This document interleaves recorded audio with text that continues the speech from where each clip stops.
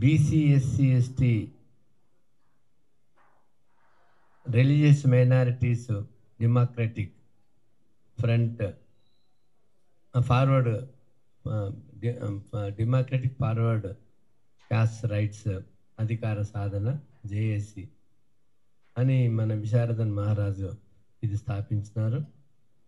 Jack అని. ఇది నేను 2018లోనే అంటే నేను అంటే 2013కి వెళ్ళి 2016 వరకు chairperson national commission for backward classes ఢిల్లీలో భారత ప్రభుత్వం నియమించింది, యూనియన్ క్యాబినెట్ మినిస్టర్ హోదాలో. అప్పుడే నేను అధికార విరమణ తర్వాత 2016-17లో కొంతవరకు ఇంకా దాదాపు భారతదేశము చూడని జిల్లా లేదు, చూడని రాష్ట్రం లేదు. ఎందుకంటే హైకోర్టు న్యాయమూర్తులకు 2 ఎల్టీసీ ఇస్తారు.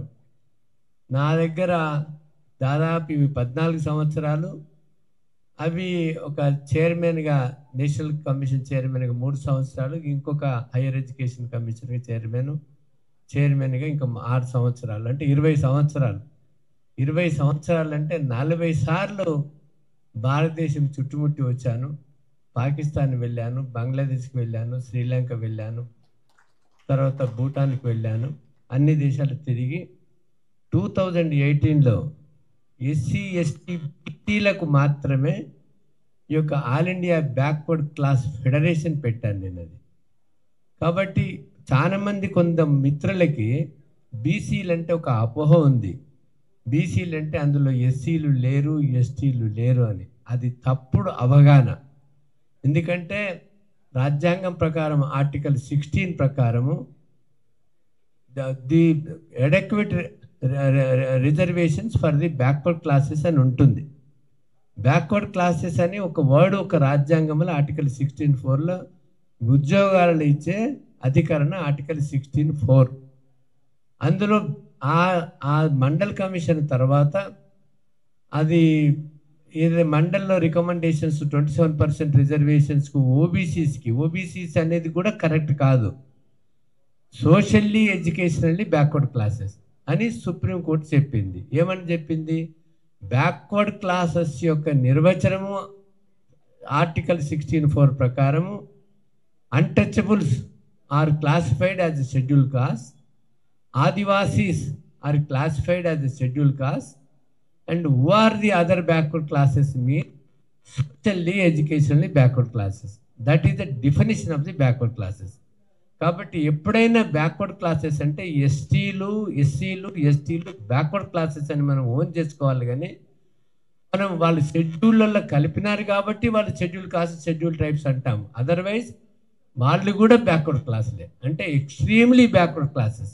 Untouchables, Adivasis and social education backward classes, ముగ్గురు బ్యాక్వర్డ్ క్లాసెస్.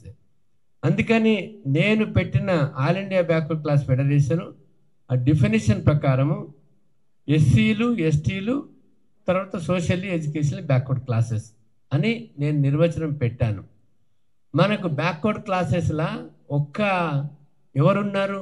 ముస్లిం సోషల్ ఎడ్యుకేషన్ బ్యాక్వర్డ్ క్లాసెస్ ఉన్నారు, బుద్ధిస్ట్ ఉన్నారు, సిఖ్స్ ఉన్నారు, ఇతర మతాల వాళ్ళు కూడా ఉన్నారు.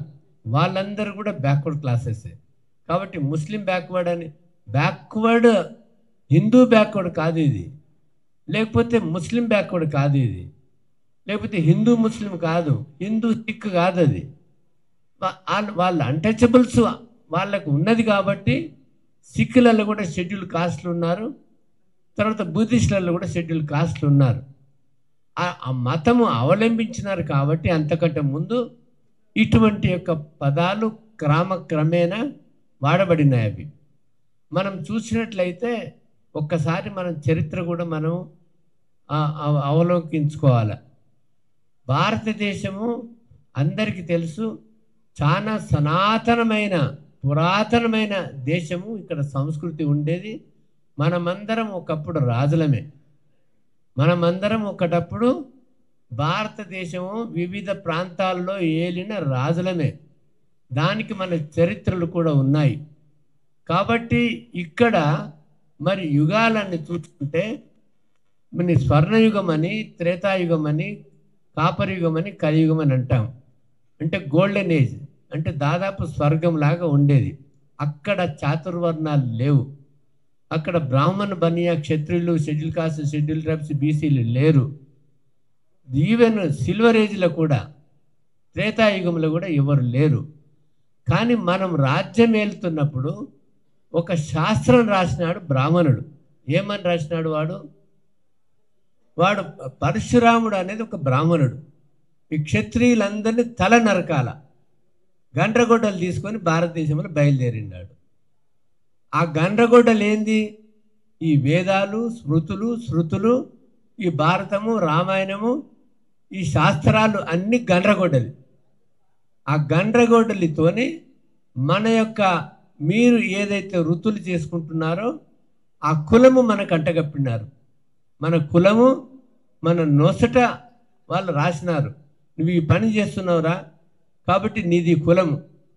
వృత్తులకు కులాలు అంటగట్టి మనల్ని అంటే ఈ రకంగా వెలివేసి బ్రాహ్మణుడు వాళ్ళు ఏదైతే షెడ్యూల్ వాళ్ళు అంటే వెలివేషపడ్డారో, లేకపోతే ఆదివాసుల్లో జీవించినారో, లేకపోతే వివిధ వృత్తులల్లో పనిచేస్తున్నారో ఆ కులాలని వాళ్ళకు అంటకట్టి మనకు మన యొక్క స్వమానాన్ని, మన యొక్క పూర్వుల వైభవాన్ని మార్పింపజేసి, ఓ మనము మన గతి ఇదే, సో మన స్థితి ఇదే అని నమ్మేటట్లు చేసి వాళ్ళు రాసిన శాస్త్రాలు చూసుకున్నట్లయితే బ్రిటిష్ వాళ్ళు రాకముందు, ఈవెన్ తురుష్కులు రాకముందు భారతదేశంలో మన సిద్ధాంతము ప్రకారము, చాతుర్వర్ణ సిద్ధాంతం ప్రకారము బ్రాహ్మణుడు వ్యభిచారం చేసినా తప్పు లేదు, లేకపోతే బ్రాహ్మణుడు హత్య చేసినా తప్పు లేదు, కానీ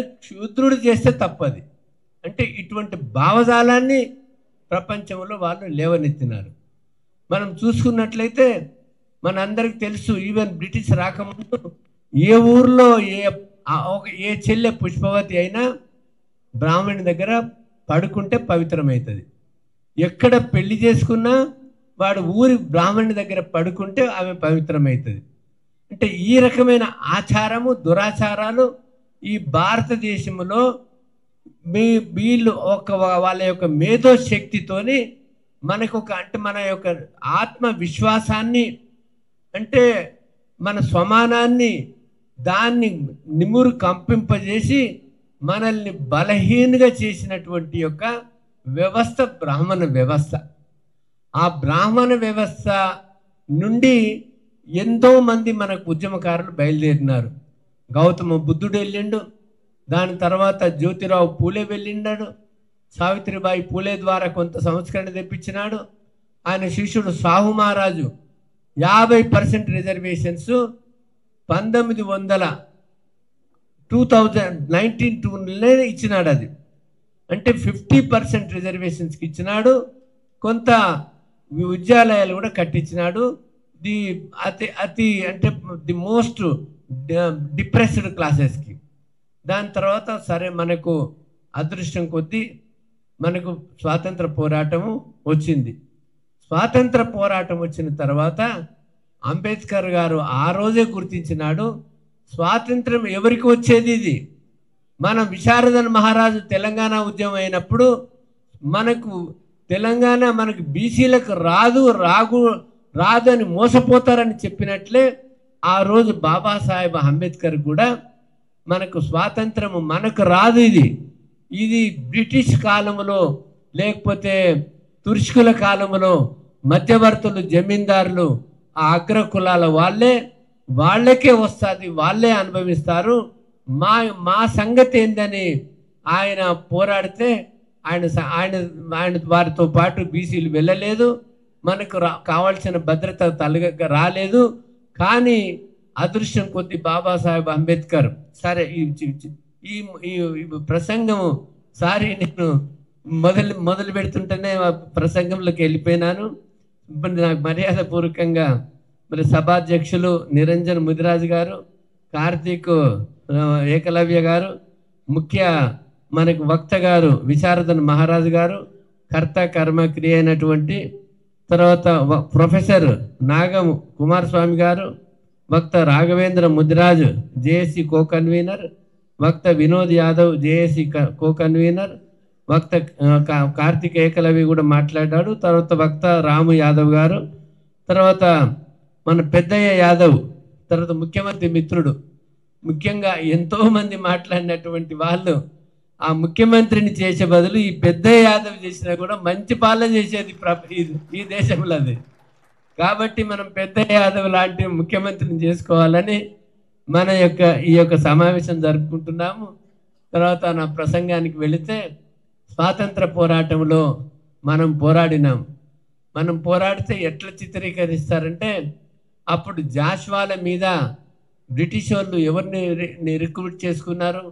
ఎస్సీ ఎస్టీల బీసీలని రిక్రూట్ చేస్తే జాషువాలని ఓడగొట్టి బ్రిటిష్ వాళ్ళు పేష్వాళ్ళని ఓడగొట్టి మనము రాజ్యాన్ని బ్రిటిష్ హస్తగతం చేసుకున్నది. కనీసం బ్రిటిష్ వాళ్ళని చాలా హీనంగా చిత్రీకరిస్తారు. కానీ ఆ బ్రిటిష్ వాళ్ళ పుణ్యమా అని కొంత విద్య వచ్చింది, కొంత ఈ అరాచకం తగ్గింది. దాని తర్వాత ఇదైతే సమాజంలో ఉన్నటువంటి ఎన్ని దురాచారాలు, అత్యాచారాలు, మూఢనమ్మకాలు, శాస్త్రాలు, తర్వాత ఇవన్నీ హంపగున్నాయో అవన్నీ రాజ్యాంగం వచ్చిన తర్వాత అందులో అధికరణ 13 అని ఉంటుంది. ఇప్పటి వరకు ఉన్న ఏదైతే ఉన్నాయో కథలు, శాస్త్రాలు, బిలీవ్ సిస్టమ్ ఏదైతుందో అవన్నీ చెల్లనేరయ్యని ఆర్టికల్ 13లో బాబాసాహెబ్ అంబేద్కర్ రాస్తారు. కానీ మనం ఇంకా ఫాలో అవుతూనే ఉన్నాం. ఆ బాపనోడు చెప్పిన ముహూర్తానికే, ఆ బాపనోడు చెప్పిన విషయాల మీదనే ఇంకా ఫాలో అవుతున్నాం. కానీ అంబేద్కర్ రాసినటువంటి అవన్నీ చెల్లయని అనట్లేదు. ఇప్పుడు ఇవన్నీ రాసినడు బ్రాహ్మణులు రాసిన శాస్త్రాలు, కానీ భగవంతుడు చేసింది కాదు. వాళ్ళు పూర్వీకులు దేవతలని ఉండొచ్చును.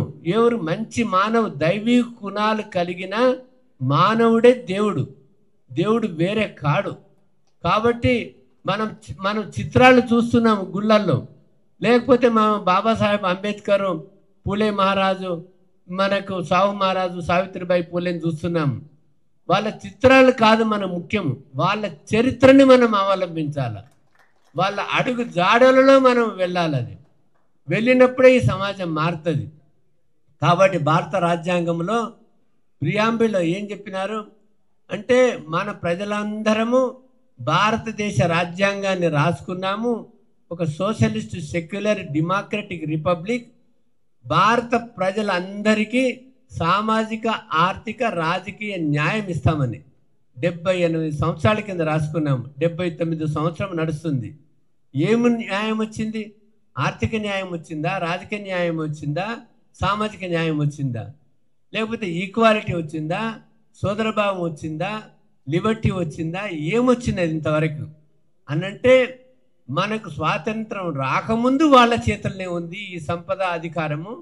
స్వాతంత్రం వచ్చిన తర్వాత కూడా, ఈ డెమోక్రసీ వచ్చినాక కూడా, ప్రజాస్వామ్యం వచ్చినాక కూడా పరిస్థితులు ఏం మారలేదు.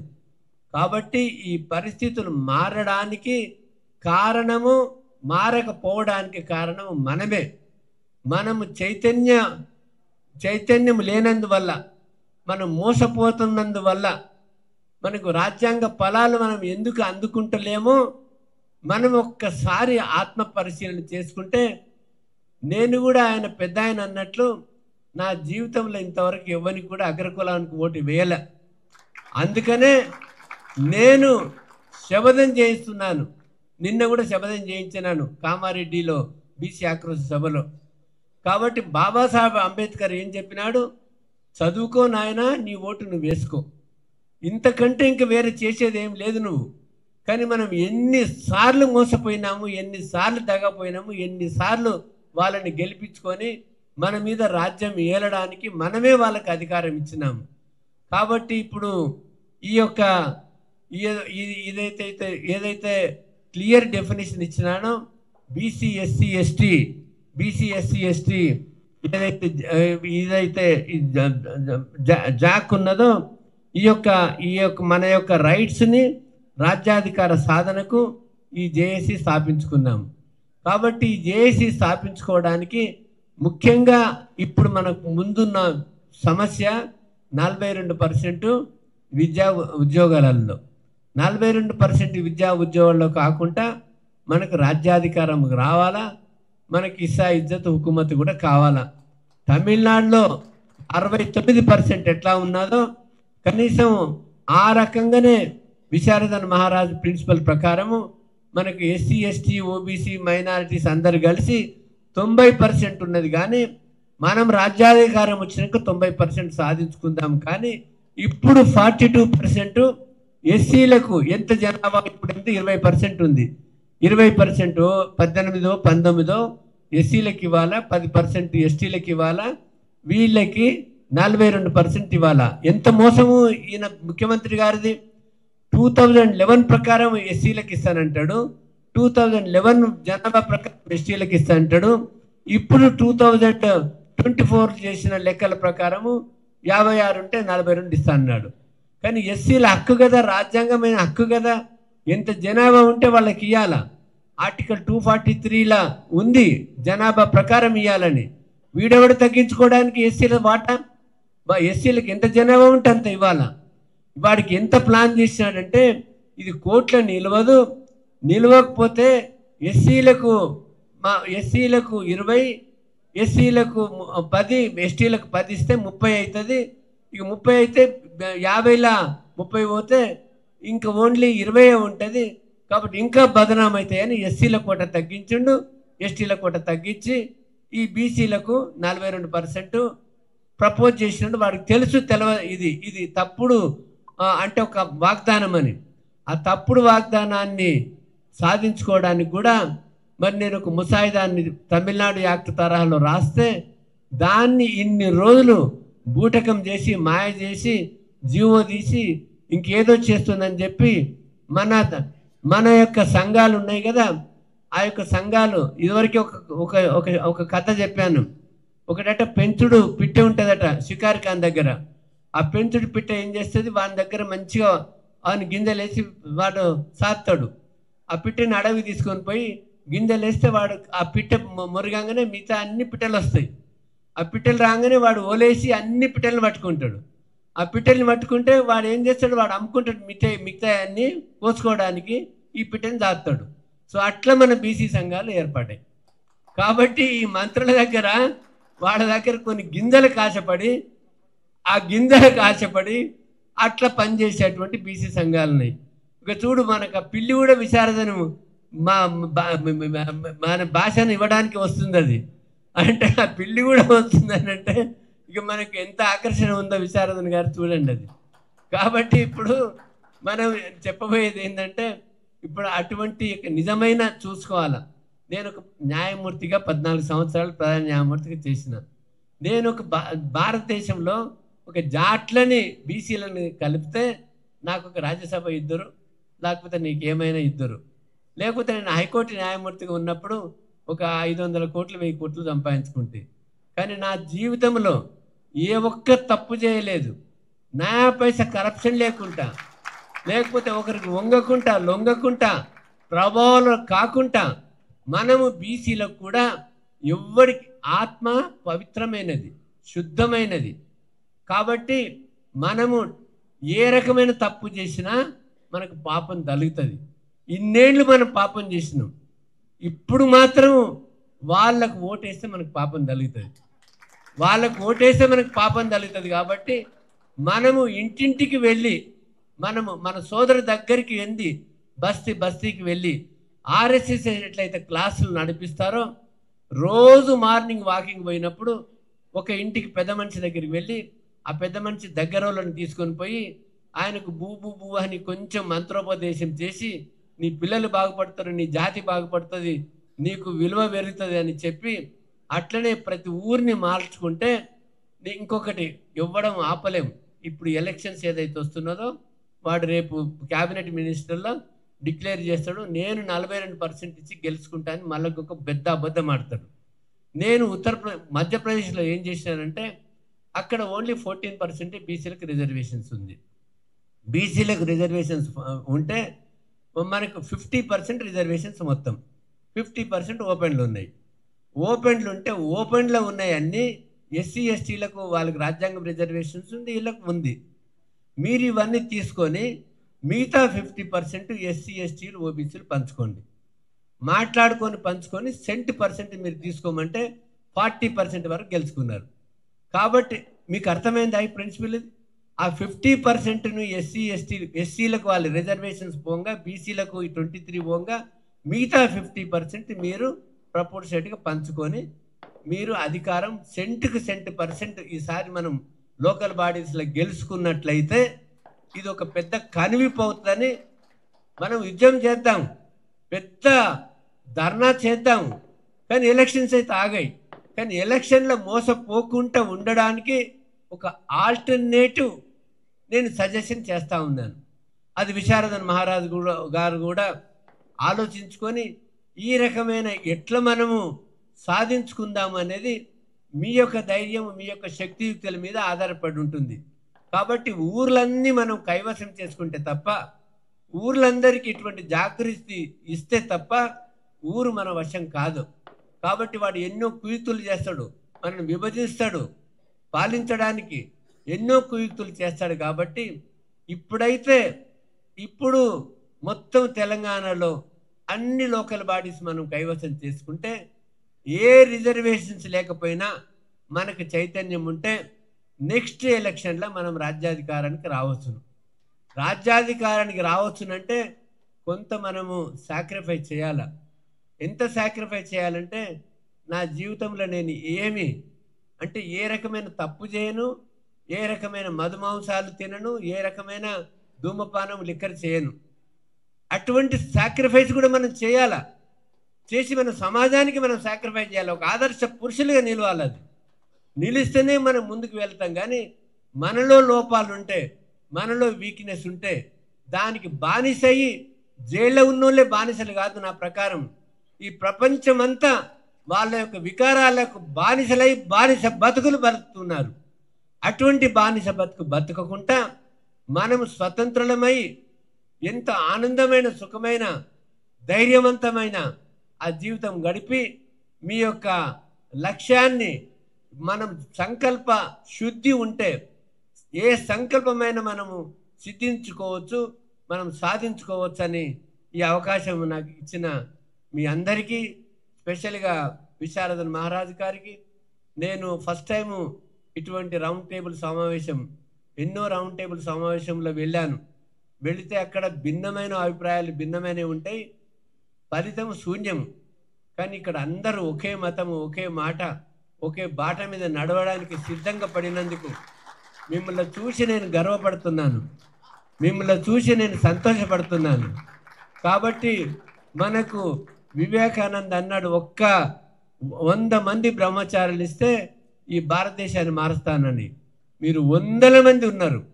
కాబట్టి మీ 100 మంది ఒక్కొక్కరు ఇంకెంతో 100 మందితో సమానం. కాబట్టి మరి జిల్లాల అన్నీ ఈ జేఏసీలు ఏర్పడ్డాయి.